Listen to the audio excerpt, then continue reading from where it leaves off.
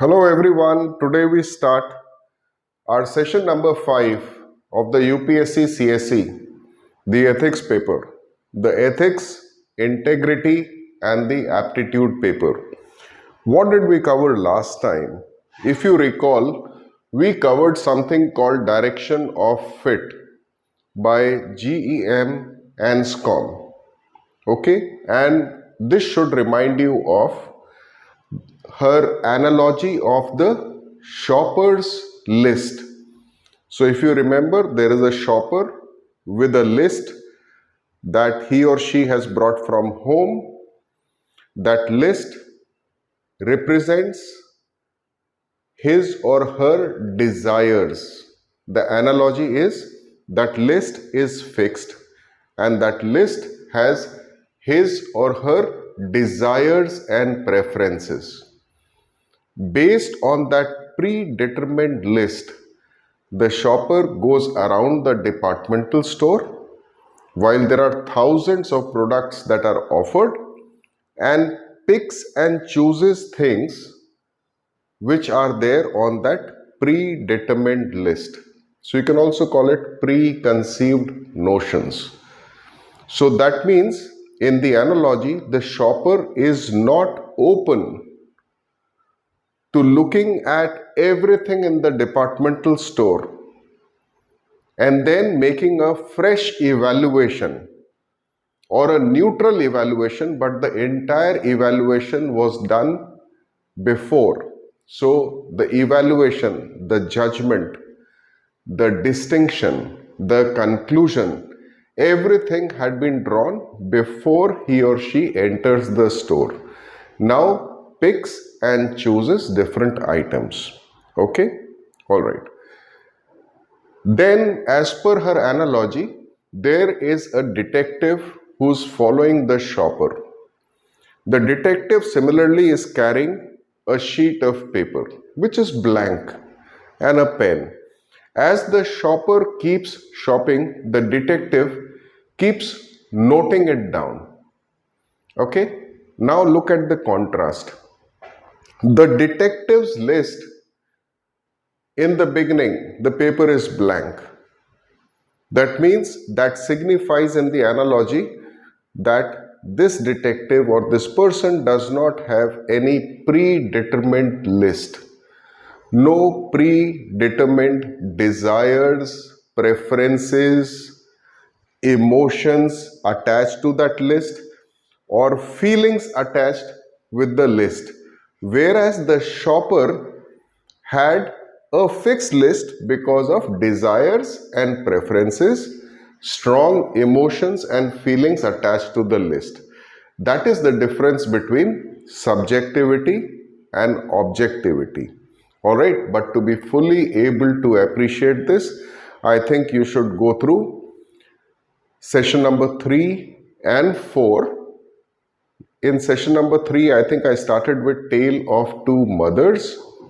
I used two labels, conservative mother and progressive mother. From now on, we will drop those labels. Alright, those labels were good when I started the discussion. We don't need the labels now. Instead of the label of conservative versus progressive, we will be using subjective versus objective. So as I begin this session, just before the session, I was asked a wonderful question. Do objective people also have biases and prejudices? You remember that whole long sentence I had written? Different kind of acronyms. I'll put it down before I answer that question. I think that is one of the finest questions asked.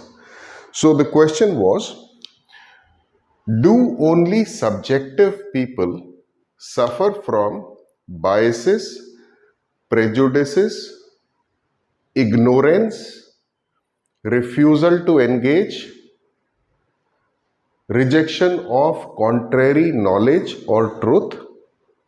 Then only they prescribe to an ideology or follow an ideology?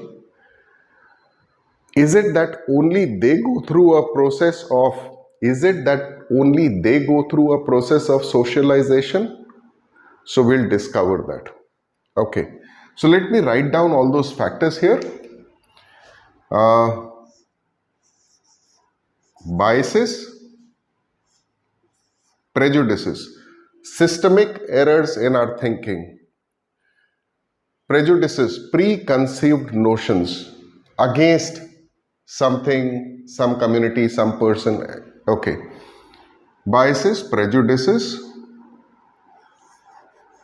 ignorance. All right. Refusal to engage.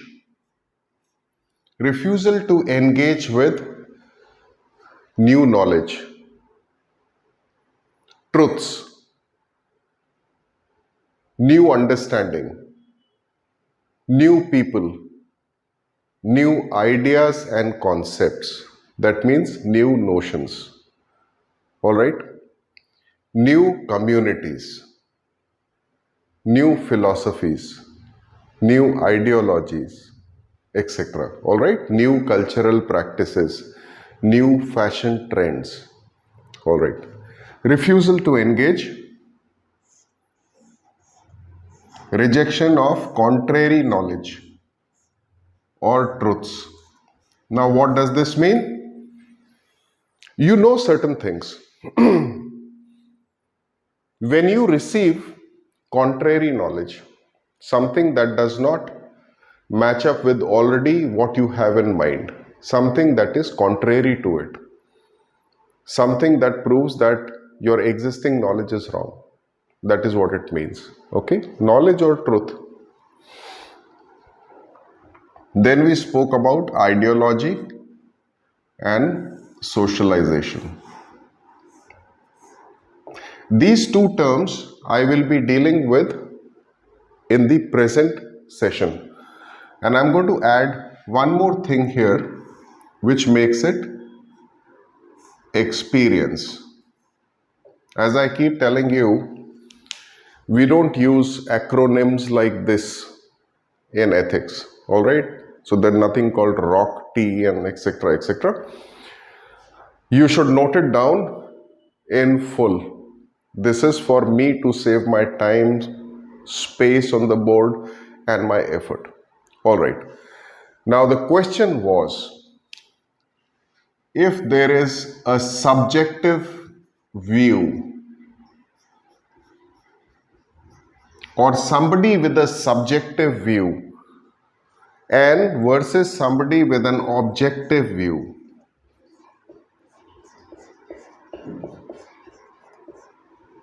is it only subjective view suffers from all of this? Or is it that a person with an objective view whose dominant style is objectivity, okay, who makes an objective comparison of things, do they also suffer? The answer is simple. As human beings, whether we dominantly think subjectively or dominantly think objectively, we all suffer from all of this. What we do with this becomes fundamentally opposite. What do I mean? Okay. Number one, it is only a person with subjective view, the shopper's list, the fixed list of the shopper, the fixed desires, preferences, strong emotions and feelings. Only they suffer from this. Till here.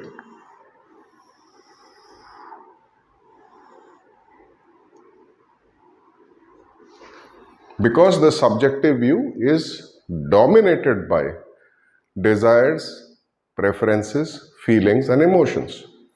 Okay? A person with an objective view has no problem. Is like the shopper, like the detective. The detective's list is empty. and will note down whatever is happening.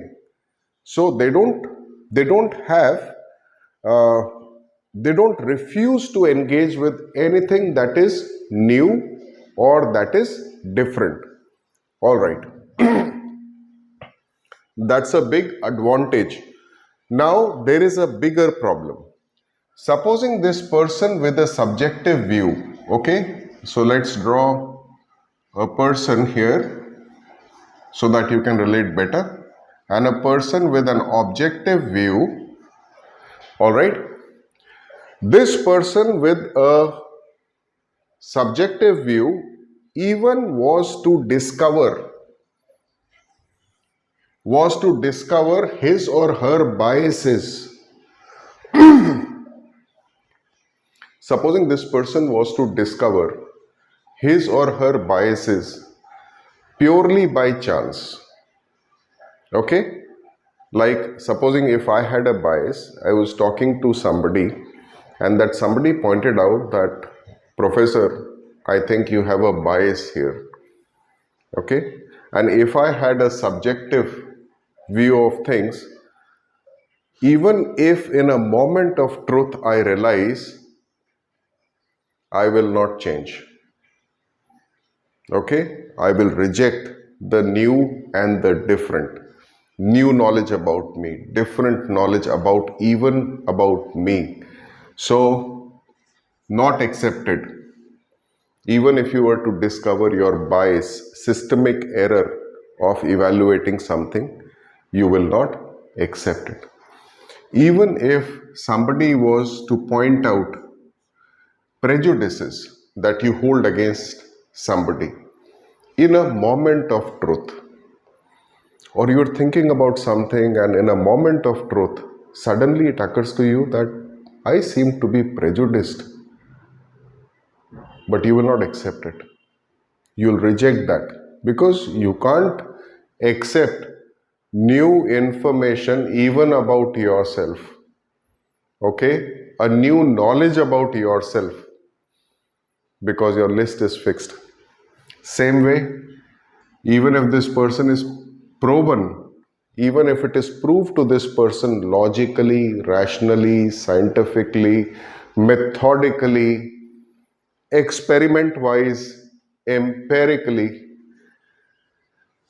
refuses. Okay, I need a new pen.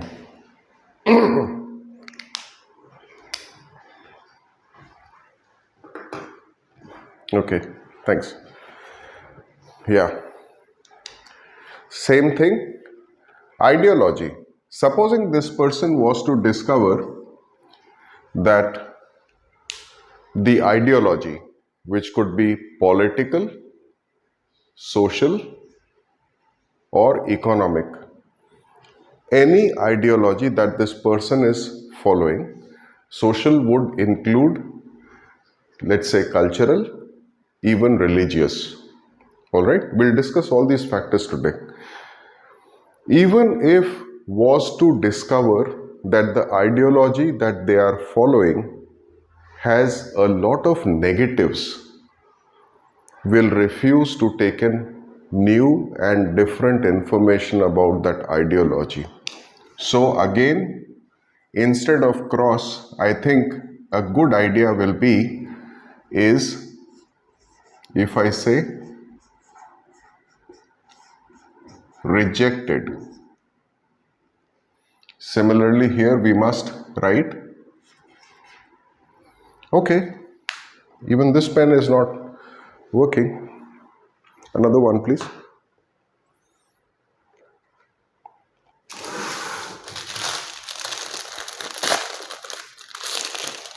Yeah, thanks. Okay. This is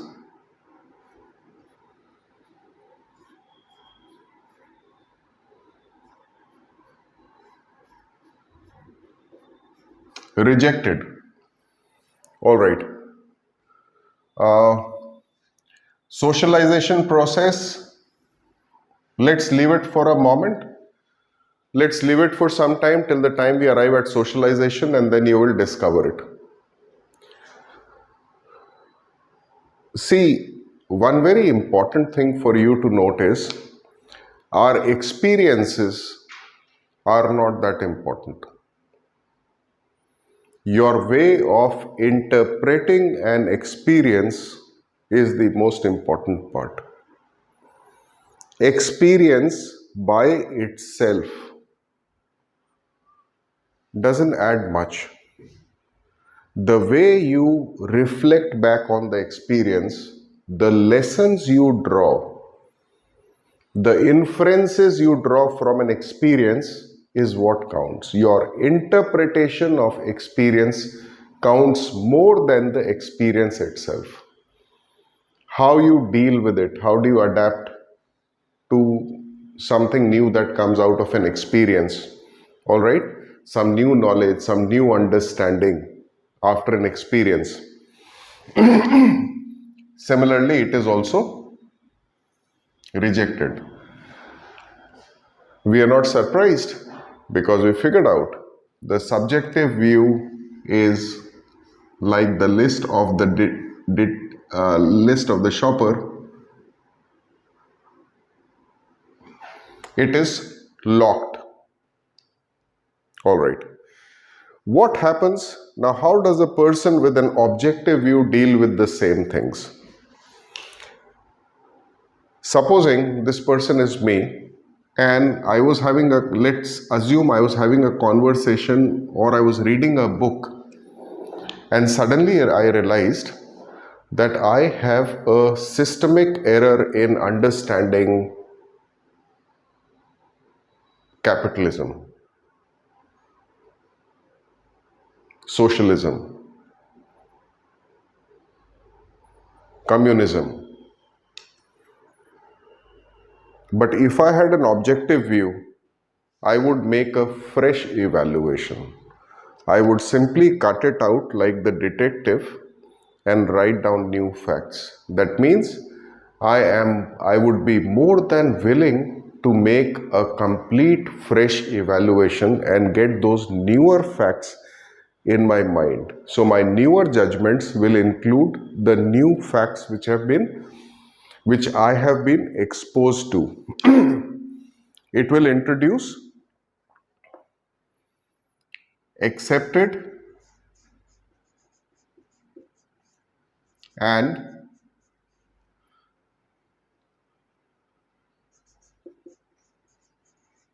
adopted. Accepted and adopted. Okay.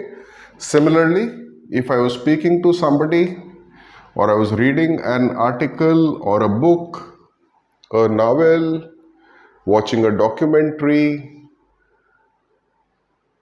listening to somebody discuss over a podcast, let's say in United States about something, let's say Native Americans, anything, and suddenly I discovered that my understanding of that was wrong and I was needlessly prejudiced against this community.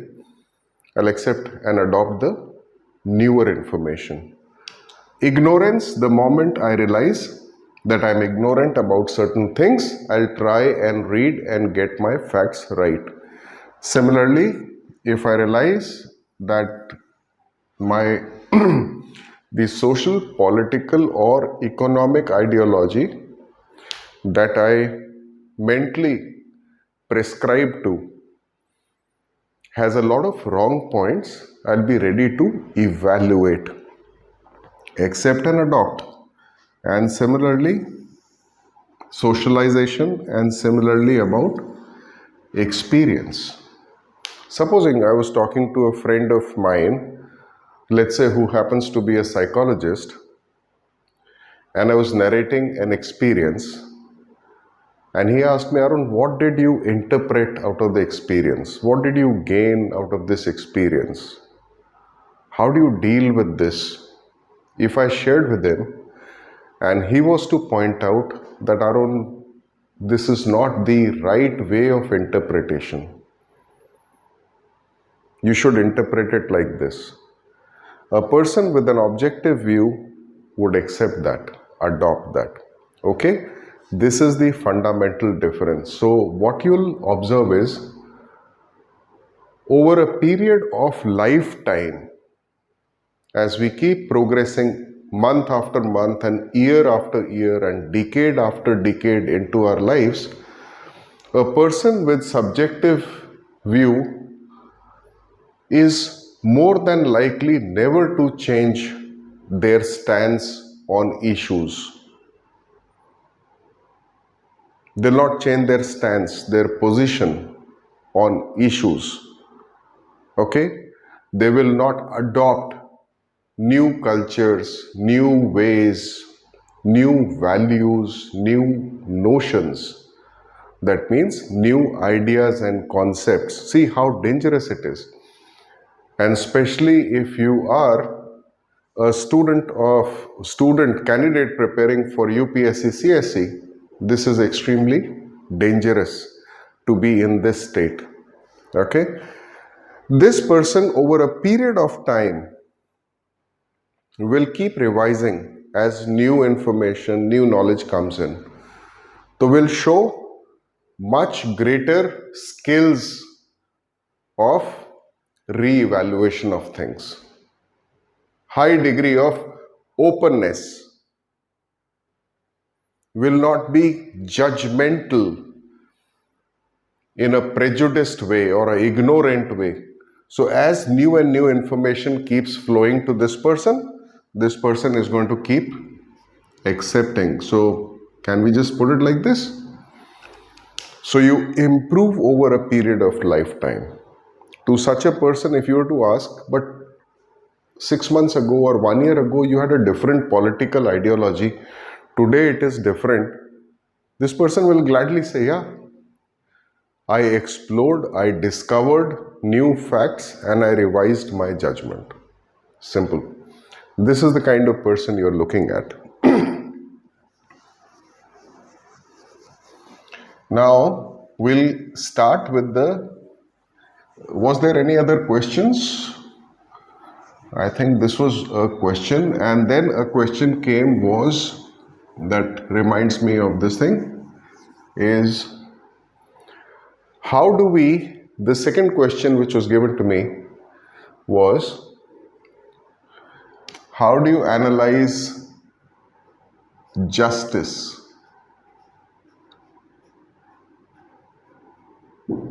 How do we look at justice or violence in a subjective way versus an objective way? So I think I'll come to it in a little while.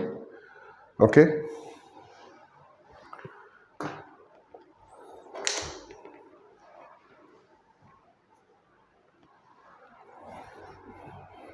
Okay.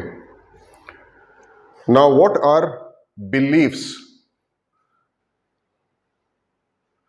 I'll tell you a funny way of looking at beliefs. Okay. Let's say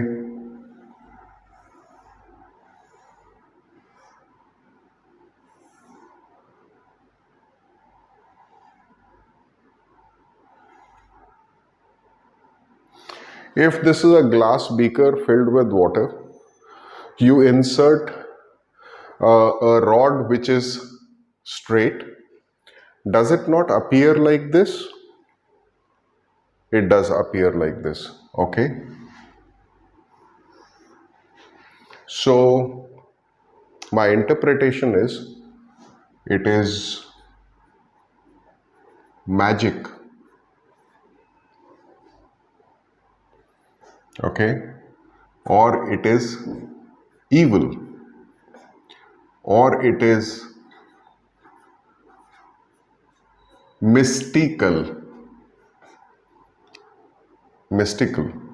divine mystery, or it is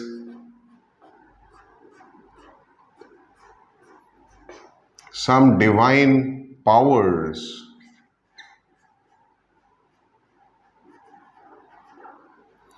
Evil or Saturn is working on it. Shaitan is working on it. All right. So, is this the right interpretation?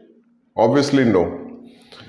Because each of us, maybe around 6th, 7th, 8th class, we would have read that this is a simple physical phenomena which is called refraction. I hope you remember this.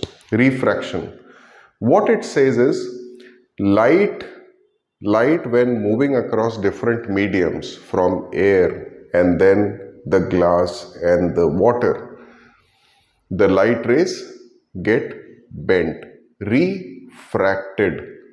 Okay, re is back and fract is breaking. Is it not like breaking back from the original one? It's breaking back. That is why it is called refraction. Okay, supposing somebody did not know this scientific thing of refraction.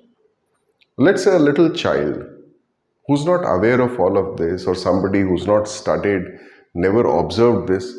If we were to do this experiment, that person would actually think it is magic, evil, mystical, divine powers, something like that. Whereas it is simple scientific refraction. To that person will be ready to bet with you that there is something very strange that happens to a rod in this situation. Will be willing to bet a large sum of money with you, and even fight with you if you told that person that this is something called a physical phenomena. If somebody believed one of this, and if you said, "Arey, this is a scientific phenomena called refraction, come on here," that person will be more than willing to fight with you, because this is that subjective. See, each one of them has very strong emotions and feelings attached with it. Okay, so I often say, whenever you speak of beliefs, this thing should help you. Belief is something that people believe, they have so much of conviction that they'll be willing to fight with you. Okay, so all your beliefs where you're ready to fight qualify as beliefs. So if a person thinks like this, you can say that is that person's personal truth.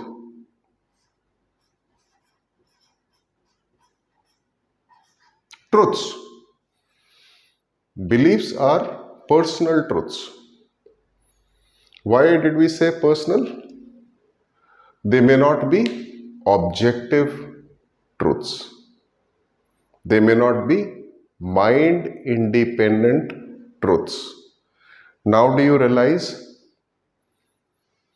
after I explained to you in session 3 and 4, now we started adding a new terminology, a new word to our discussion. I am no longer saying conservative, progressive. I started using the word subjective, objective. Subjective is mind dependent, objective is mind independent. Those of you who are yet not clear with this concept, I strongly recommend go and watch those previous videos till the time you get this concept. Alright?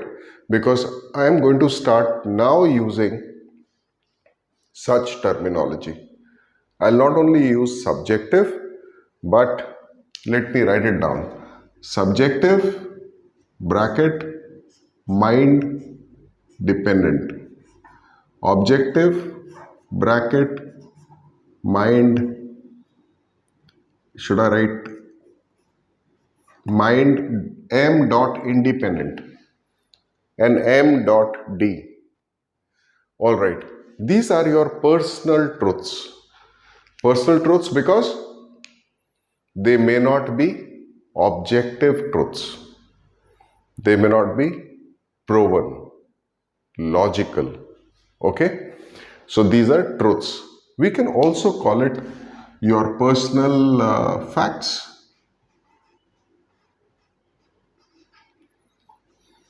We can also call them your personal convictions.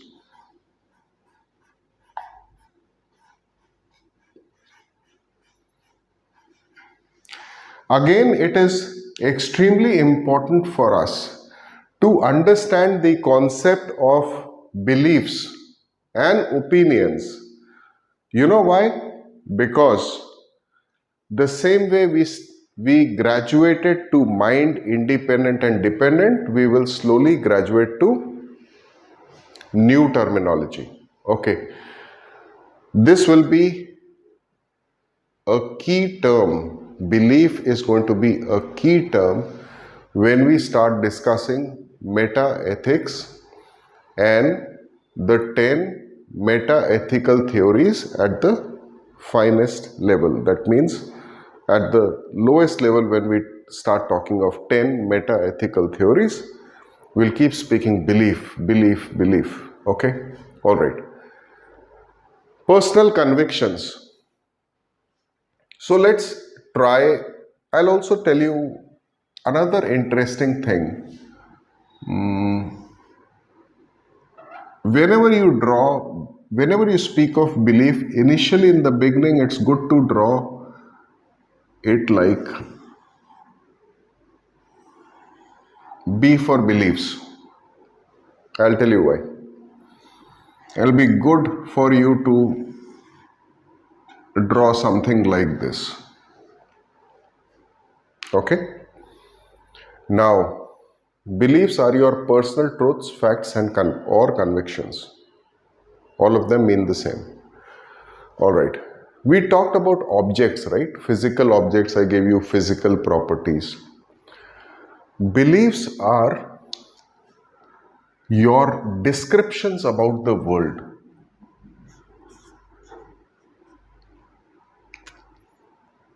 Descriptions.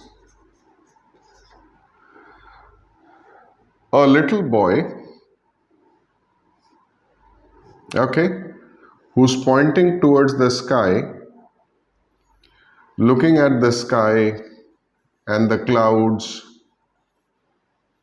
says, the sky is blue, the clouds are white. The sky is blue, the clouds are white.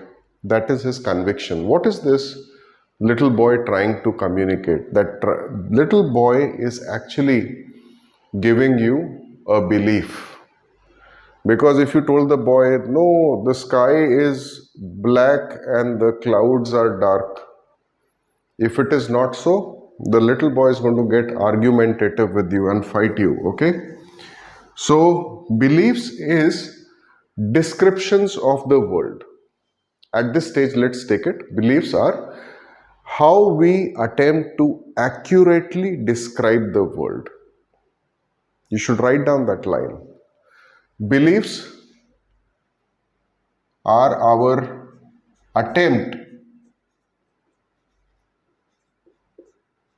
to accurately describe the world. So, beliefs is like descriptions. Beliefs are also like declarations.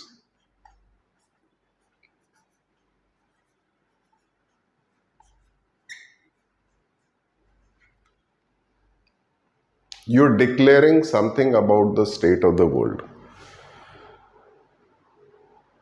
Scientific facts. When you recite scientific facts, let's take a simple scientific fact. Water evaporates at high temperatures. Even if you don't know exactly what is the high temperature range, but when you say water evaporates at high temperatures, you're giving a scientific belief. Beliefs are like scientific facts. You are you are attempting to accurately describe the world or describe the state of the world. When you say water tends to freeze as at lower temperatures, what are you trying to do? Again, you are attempting to accurately describe some fact of the world. Okay? These are very typical sentences to ethics. Ethics is a language in itself. It has its own phonetics, phonology, okay? It has its own sounds and classification of sounds. It has its own morphology, okay? How terms are formed, okay? It has its own semantics, meaning of terms, okay? Meaning of different elements of a language is called semantics. It has its own pragmatism.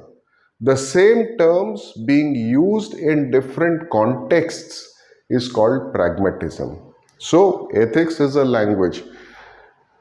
Like you may want to learn Espanol, Spanish. The same way, you'll have to learn the linguistics of ethics. Okay? Declarations. So, beliefs are like descriptions or declarations of some state or some property.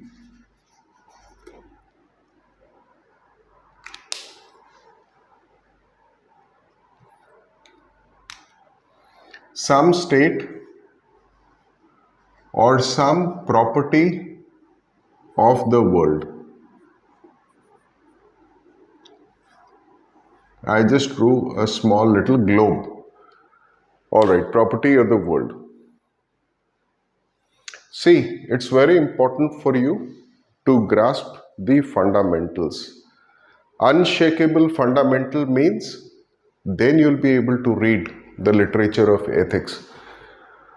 Now, why did I draw this?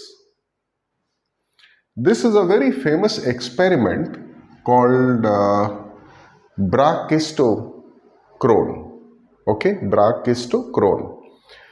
This experiment was suggested by a guy called Johann, Johan, Johann Bernoulli. You all must have heard the term Bernoulli theorem in physics. The same family of Bernoullis, one of the people was Johann Bernoulli, who gave this brachistochrone. Okay. Okay, I don't want to reveal it right now.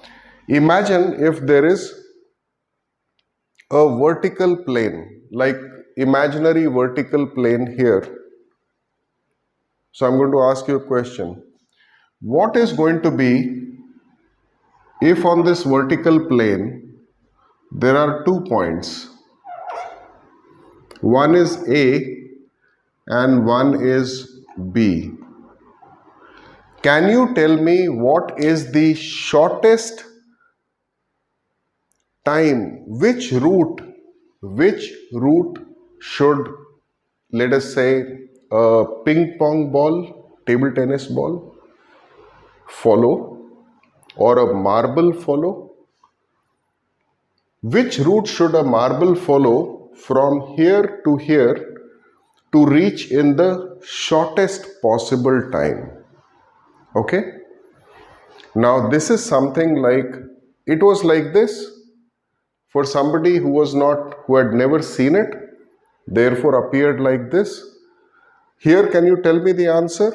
If there was a way I could vertically, in the same plane, an imaginary same plane, if I could send a ping pong ball or let's say a marble, what is the shortest possible time what is the shortest possible time?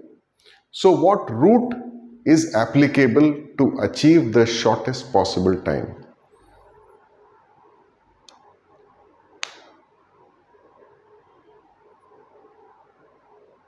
Okay. So most of the people are signaling that a direct route like this, a direct straight line route should be the answer. Okay, point B.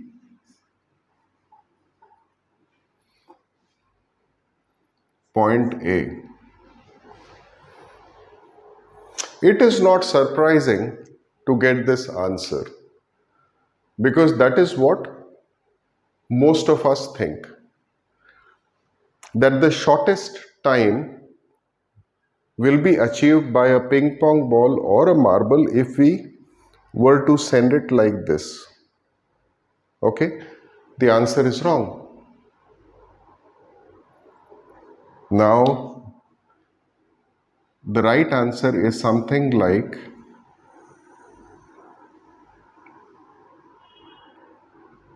something called a cycloid. It is not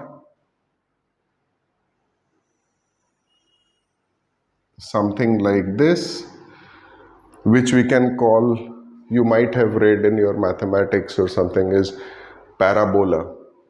Okay, so it's not the parabola route, it's not a circle route, but it is a particular route which is called CYCLOID, cycloid. Now, I would encourage you to see some videos on this, must be there on YouTube. Read a little about it. Spend like 5-10 minutes on this. Cycloid. Why did we say this? Each one of us rightly pointed out that this route is the shortest possible distance. You are right till that point. It is the shortest possible distance, but a ball traveling over shortest possible distance reaches later than a ping pong ball or a marble going along this particular route, which is called the cycloid route.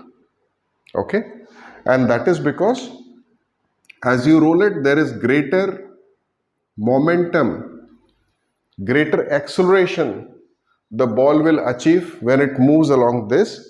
So initial speed is much higher than the speed here. It will reach it much faster, and this particular cycloid curve has a very amazing property.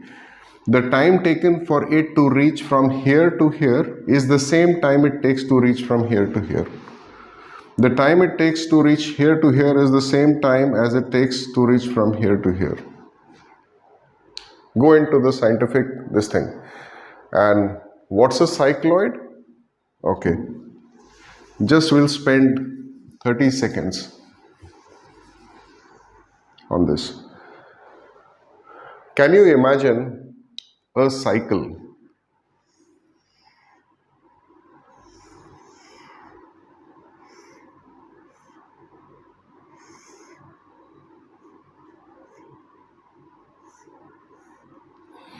A cycle. If there was a way if I was to put a marker here some way, and as the cycle goes ahead, you will find this dot will actually travel in a cycloid way. It will go like this. That is why I said go and watch this point. This is the cycloid movement. That is how you get the cycloid curve. It has some very amazing scientific properties. Okay, so the shortest distance may not be the shortest time. People will be ready to fight with you and lay bets on this. Brachistochrone. Chrone is chronology, time. Brachisto is shortest time experiment. Okay. All right. Now let's move further on. What are beliefs? So I can help you arrive at a definition. Can you draw some object here? Any object and another object? Let's put some dots between both of these objects and put a dot between the object and itself. And you have the definition of beliefs. Beliefs are propositions. Okay, what's a proposition? Propositions are ideas or statements. Okay, declaration, declarative statement, descriptive statement, the sky is blue, descriptive statement. It's also a declarative statement. You're declaring the sky is blue. All right. So beliefs are propositions. That means ideas or statements. Now what do these propositions do? These propositions are about relationship between any two objects or between an object and its property. So let me give you the whole sentence again. Beliefs are propositions about relationships between two objects or an object and its own property. The physical property was, let's say if this was metal, malleable. This metal is malleable. You're declaring it, you're describing it accurately. You're attempting to accurately describe the state of affair in the world, state of affairs in the world, or some fact of the world. Okay. Now, so it could be a proposition between the object and one of its properties, or between two. For example, if you were to say, if somebody said transparency reduces corruption.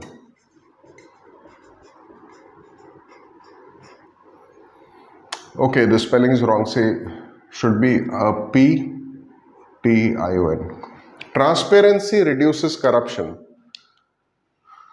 Object 1, object 2, and there is a relationship between that. So if you are convinced about this, transparency reduces corruption, it is a proposition about relationship between two objects, transparency and corruption. And what is the relationship? One reduces the other. Okay, you getting it? All right. Like we said, high temperatures, which is an object, results in evaporation of water. Water is one object, high temperatures is another object, and what is the relationship? Evaporation. Okay. Truth, facts, and convictions. Okay. Now, there is something very nice about, should I call it nice? I'm not sure. You call it after I'm through.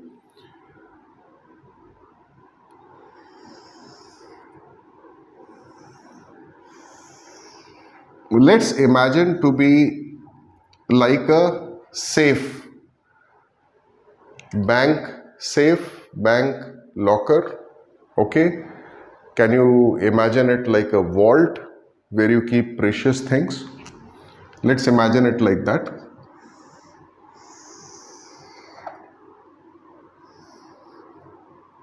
Okay. That is how your beliefs are. They are like vaults, lockers, safes. Okay? That is your belief. That is why I said these are your personal truths, facts, and convictions. Like if I keep something precious in a safe, close the safe, lock it, or by number combination, nobody can get to it, nobody can take away something from it, and nobody can put anything into my safe, vault, or locker. That is why we said beliefs, you'll be ready to fight for it. You'll bet. Beliefs have this particular thing where you say, I know, or I have. This is the nature of belief. Knowing and having faith. The moment you say, I know, what you're saying is, I already know it. If I already know it, I am not ready to change my position or my stance. I know it. Full stop. So you cannot tell me that I do not know it or I know it wrongly. I know it. Full stop. And or I have faith in it. I heard it from my mother, my father, my professor, whatever. I read it somewhere. Now there is a faith. It actually is, that is why I said it's like a vault. Difficult to open. Difficult, impossible to put in something new, impossible to take out something from it. Unless the person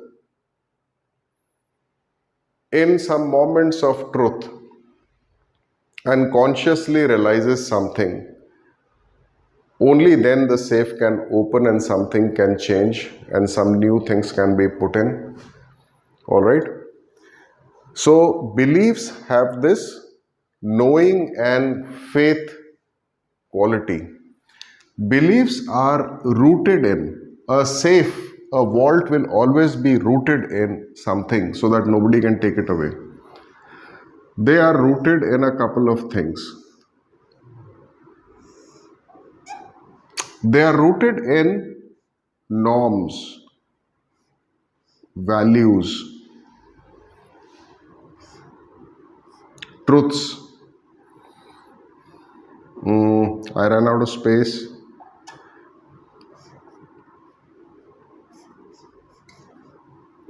Experiences.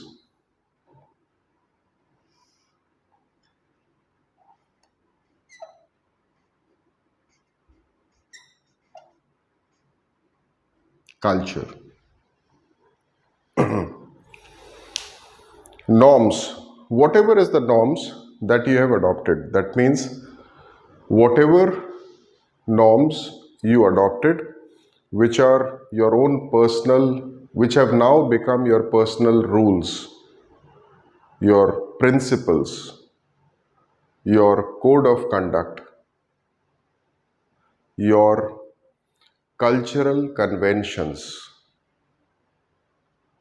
your standards, or your normas, okay, which I told you are the measuring equipment used by carpenters.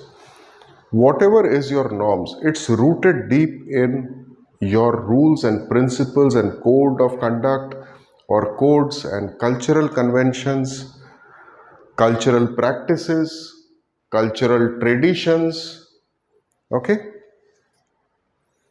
Values. What is very valuable to you, worthwhile to you? The values that you have adopted. What do you consider as very valuable, worthwhile, because I'll cover this in great detail when I cover value theory. Till that time, let's keep it simple. Okay? What is it? How do you look at different things and say that is good and that is right and that is acceptable and that is desirable and that is just? And how do you look at some other things and say that is wrong, that is evil, wrong, unacceptable, undesirable, unjust?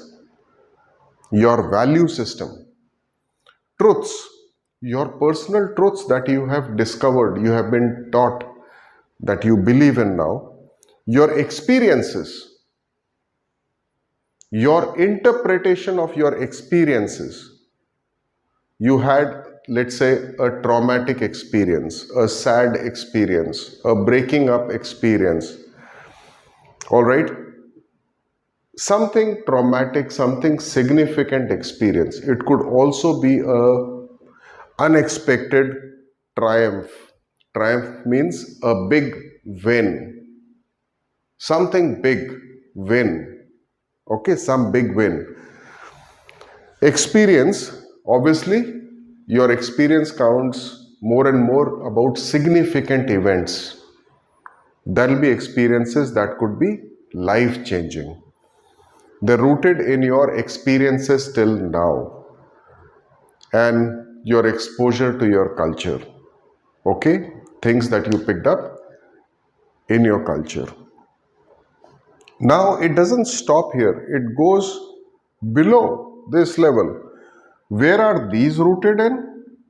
These would be rooted in something called socialization.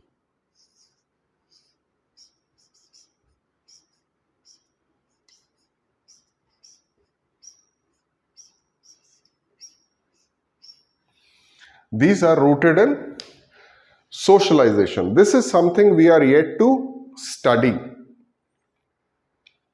So don't worry, we'll come to this socialization. What is important for you to notice, your beliefs are like a vault. It has a knowing and a faith quality. You'll be ready to fight with somebody because they're rooted in norms, your value systems, the truths that you have in life, and those experiences that you had, significant experiences, and your cultural influences on you. And overall, these would also come from the process of your socialization. So we will also study socialization. Now, look at this. I think now you understand what beliefs are. Once something becomes a belief, that is the way you accurately describe, your attempt to accurately describe the world. You're making a statement about the world. Okay? Now let's talk about opinions. So we'll keep coming between opinions and beliefs. Okay.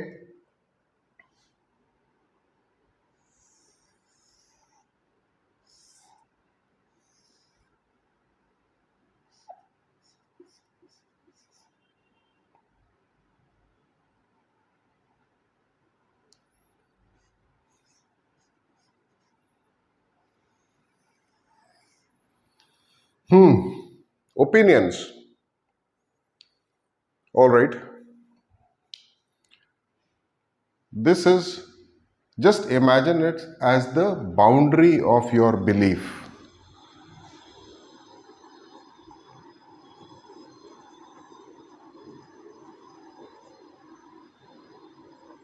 Beliefs have boundaries because you're trying to describe the world.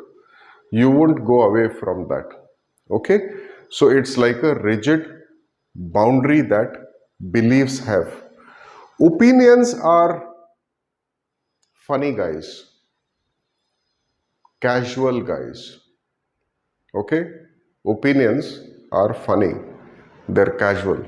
Please, you can note it down. Don't note down funny, but You can certainly note down a C stands for they are casual. Your opinion about something can only exist within the boundary of a related belief. Your opinion about something can only exist within the outer boundary of a belief. The outer boundary is fixed. Okay? So we can just imagine an opinion, a casual fellow who's driving a pretty, let's say, a fast car.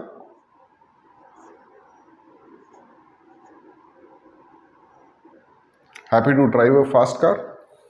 We'll drive a couple of characteristics of opinion. Now, just to give you an example, let's say your belief is that a responsible citizen takes care of the environment or is environmentally conscious. Only an environmentally conscious person is a responsible citizen. So one hand you put environmentally conscious, citizen who's responsible. And proposition is a declaration or a description and about the relationship between both of them. Okay? If that is your belief, your opinions could be very specific. You believe that environmentally conscious is the responsible citizen. Therefore, you will quickly accept, adapt to rejection of polythene bags. Something which is not biodegradable. Now these are very specific. Use of polythene bags. Things that are not biodegradable. Now you're going very specific. Opinions are pretty specific. That is why I drew a big S.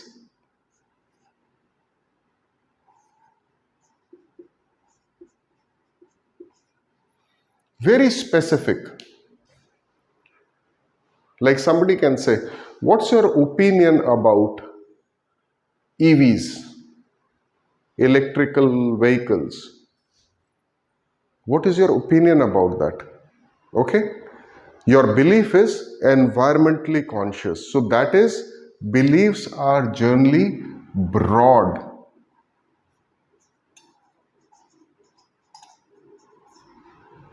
Beliefs are pretty broad.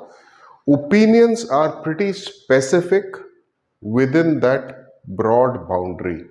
That is why I said it's like the casual opinion, a casual character who's driving a fast car here. So let's arrive at more and more characteristics of it. So one is he drives very fast. This fast, it obviously cannot go outside this boundary. Fast. Obviously, graphically I'm trying to represent it to you. Let's say it hits this boundary here. It rebounds and goes like this. So what it has happened is, it is not only fast, but it has also altered. Altered means changed its path. Beliefs are fast and altering. Beliefs change quickly. Okay? But within the boundary of beliefs. Opinions are fast altering, but within the boundary of beliefs. If there was Let's say if this is a safe and I was to shut this safe, anything which is outside of your belief, this particular belief inside, will be rejected.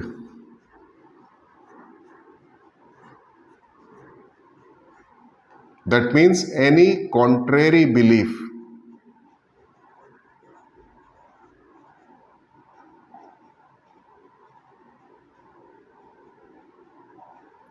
Contrary beliefs will be rejected.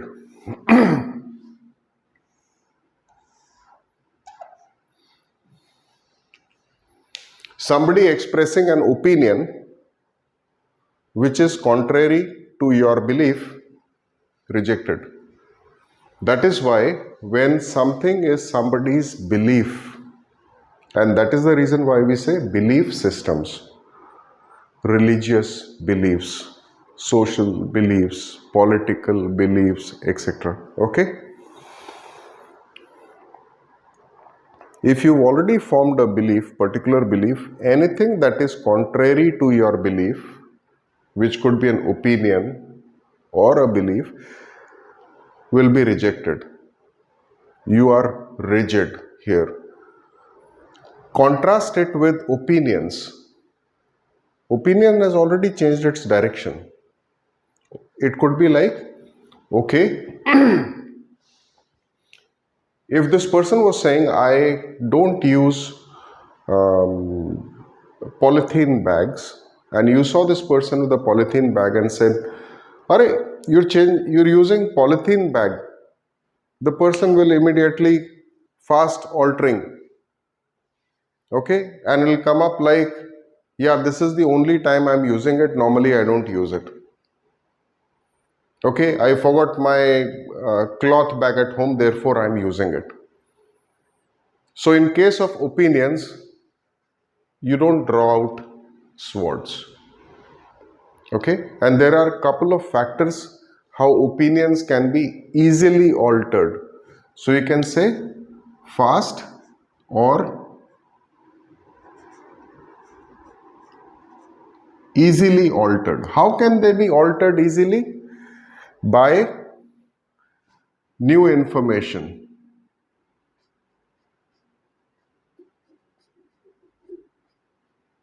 This is one of the sources how I can change somebody's belief by giving new information.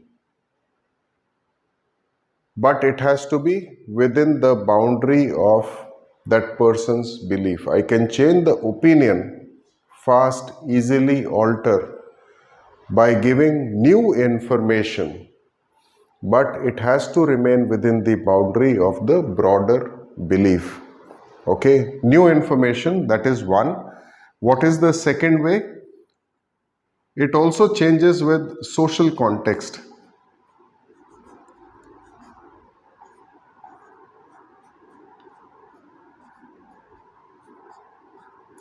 You can call it social context, as in influence. Anyway, I'm speaking out, so even if I'm writing a little fine, it's fine. Social influence. Social context is social influence, social pressures.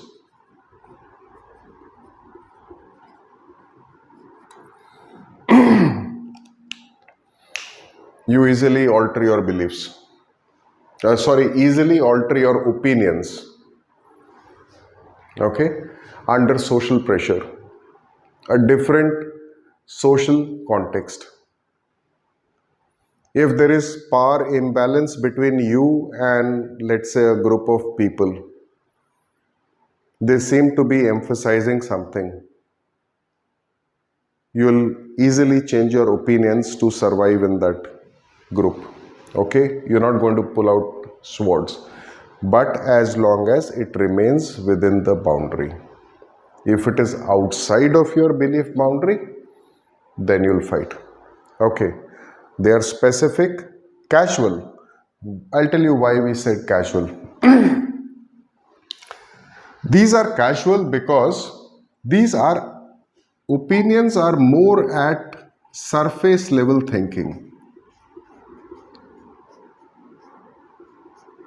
You can call it surface level cognition. Your opinions do not reflect deep cognition. When you're expressing an opinion, let's say you're not under any social pressure, any influence, there is no power imbalance. You are in a very safe environment, you feel respected, you feel that whatever you say will never be used against you, held against you in any manner, like what they say. Still, it is surface level cognition. Or you can even call it shallow cognition. Shallow, not deep. Opposite of deep is shallow. That is another word that is used. There is no deep critical analysis or critical thinking or advanced reasoning, okay? Or you're going off in search of truth. Nothing like that. Opinions are shallow. So whatever is top of the mind, but remaining within the boundary of your belief. So you can say they are surface level because there is no deep cognition, whatever points I mentioned, and add to it is, what did I just say? I missed it out. Okay, surface level cognition, top of the mind.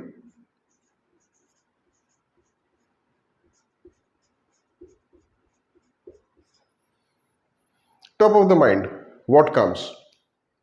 Opinions. We're talking of opinions versus beliefs. Now we said beliefs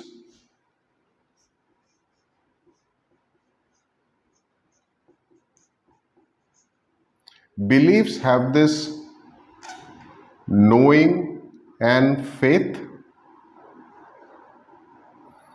Can I draw something equivalent of this? Opinions have think and feel.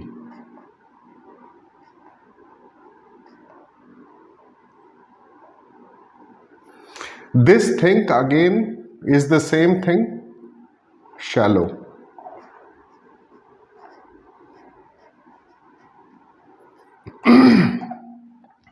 For opinions, when we say think and feel, this think is shallow think. Feel. What do you feel about it? About something very specific. What do you feel about this? What do you feel about this versus this? Opinion. What's your opinion about this versus this? Oh, I don't feel it is like good and this one feels better, or I think this is better. Casually, you've not done deep cognition. So think and feel. Beliefs is knowing and faith. As you know, faith cannot be shaken easily, cannot be shaken easily. Same way, what you think you know, when you have already said you know,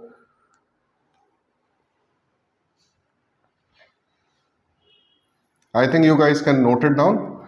Faith means it cannot be shaken easily. It won't remain a faith if it is shaken easily.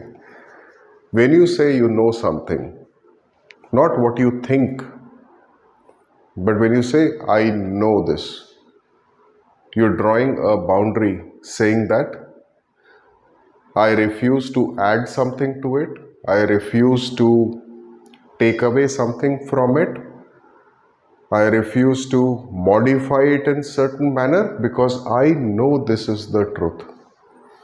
Okay, truth. I know it is the truth. I have faith, it is the truth. I know the norms. I have faith in these norms. I have faith in my experience. I have faith in the truths that are told to me. So this is opinions. So let's kind of see how many points did we get out of this. Opinions are easily altered, fast or easily altered. Opinions act within the boundary of a broader belief. Opinions are very specific.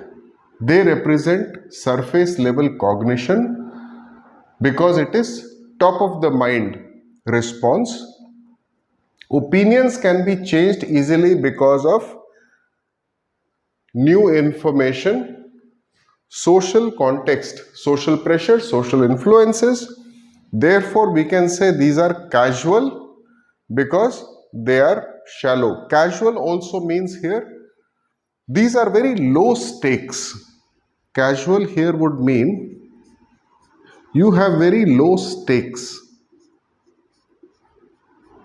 In a very serious matter, would you do a shallow or surface level cognition? The answer is no. You'll do deep thinking, comparisons, evaluations. You'll think original, authentic. Low stakes. Opinions are about low stakes. Therefore, it is low commitment and therefore also it is easily altered. There is very low commitment behind it. So you can also say low commitment.